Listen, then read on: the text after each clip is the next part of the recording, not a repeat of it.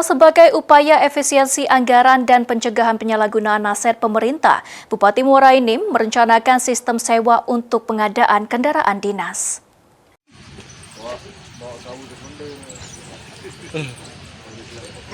Beberapa waktu lalu, Bupati dan Wakil Bupati Muara Enim melakukan penertiban aset milik pemerintah Kabupaten Muara Enim, dimulai dengan penertiban kendaraan dinas roda 4 di Gor Pancasila.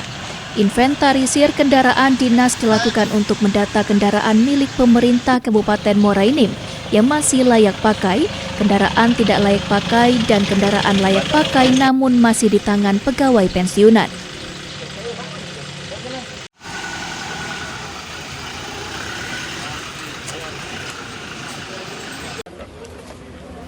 Bupati Muara Enim Edison mengatakan, kedepannya pengadaan kendaraan dinas akan dilakukan dengan cara sistem sewa atau rental.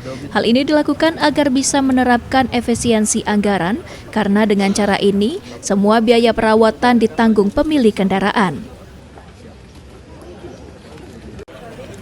Selain itu juga untuk mengantisipasi penyalahgunaan pemakaian kendaraan dinas oleh yang bukan hak atau wewenang pengguna kendaraan, sehingga kendaraan dinas tersebut harus digunakan oleh pegawai yang ditunjuk atau yang berhak menggunakannya.